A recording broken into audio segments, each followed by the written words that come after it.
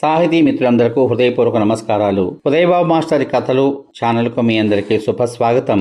ఈ రోజు ఈ కార్యక్రమంలో మీరు వినబోతున్నటువంటి కథ సీనియర్ కథా రచయిత్రి, ఉత్తమ రచయిత్రి, ఉత్తమ ఉపాధ్యాయుని శ్రీమతి రావుల కిరణ్మయి గారు రచించినటువంటి బొడ్రౌతు అనే కథా సంపుటి నుండి అంబా అంబా అనే కథ విందాం. కథ చిన్నదే కాబట్టి ప్రశాంతంగా హాయిగా 5 నిమిషాలు కేటాయించండి చాలు. కథలోకి వెళ్దాము. మరి కథ పేరు అంబా అంబా. జటిలమైన సమస్యకు పరిష్కారం వెతుకుతున్న మనసులో ఆలోచనల పరంపర ఎడతెగకుండా కురుస్తున్నట్లు వర్షం కూడా జోరుగా కురుస్తూనే ఉంది.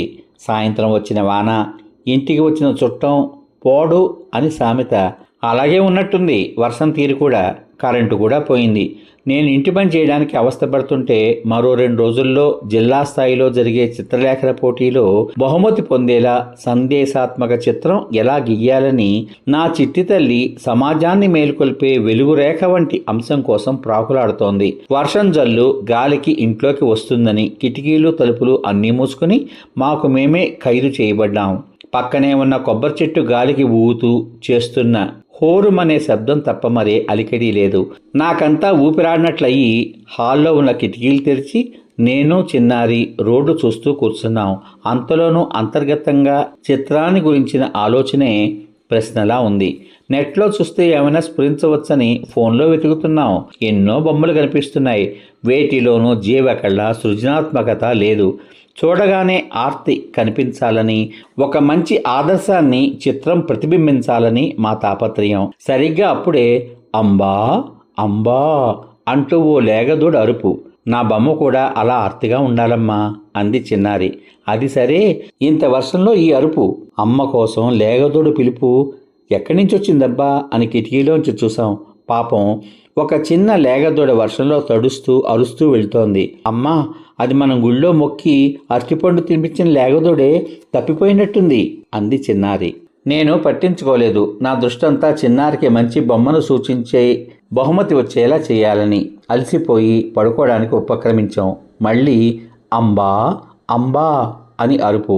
ఈసారి చూస్తే అపార్ట్మెంట్ ముందు నిలబడి ఉంది. వాచ్మెన్ అదిలిస్తున్నాడు. నాకు కూడా అప్పుడు గుర్తొచ్చింది. 2 రోజులు బియ్యం అటుకులు తినిపించింది చిన్నారి అని. బహుశా ఆకలిగా ఉండి మళ్ళీ ఇటొచ్చిందేమో అనుకుని బియ్యం అరటిపళ్ళు తీసుకుని నేను చిన్నారి కిందకెళ్ళాం. వాచ్మెన్, అమ్మా, మీ వల్లే ఇది అలవాటైంది. దూరంగా పంపమని అందరూ నన్ను అంటున్నారమ్మా. ఎంత అదిలించినా కదలడం లేదు అన్నాడు. నువ్వు ఉండవయ్యా.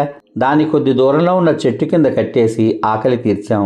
నన్ను చిన్నారిని మార్చి మార్చి చూస్తున్నది. మాకు కళ్ళల్లో అమ్మ కోసం వెతుకుతున్న ఆతృత స్పష్టమైంది.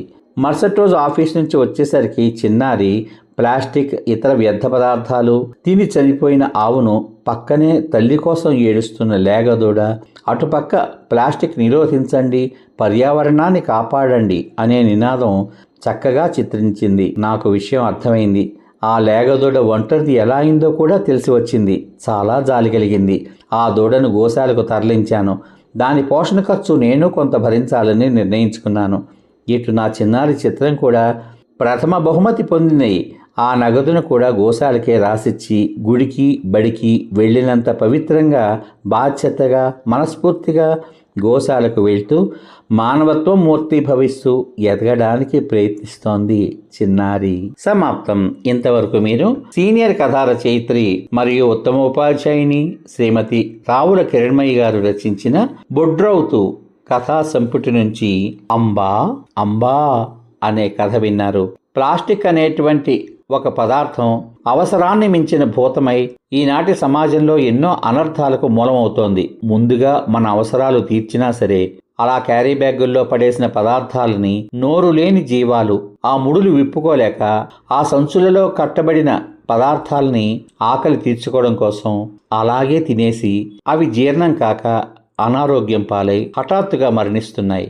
మనం పుట్టిన ఈ ప్రపంచంలో ఎన్నో ప్రాణులు పుడుతున్నాయి. మనకి జీవించే హక్కు ఎలా ఉందో అవి కూడా జీవించే హక్కును అలాగే కలిగి ఉన్నాయి. కాబట్టి మనం బ్రతుకుతూ వాటిని కూడా బ్రతికించే అవకాశం మనం ఇద్దాం అనేటువంటి చక్కని ఆదర్శంతో రచించబడిన ఈ కథ రచించిన శ్రీమతి రావుల కిరణ్మయి గారికి హృదయపూర్వక ధన్యవాదాలు తెలియజేసుకుంటూ మళ్ళీ రేపటి భాగంలో మరో మంచి కథతో మీ ముందుకు వస్తాను. అంతవరకు సర్వే జనా సుఖినో భవంతు. శుభమస్తు. స్వస్తి.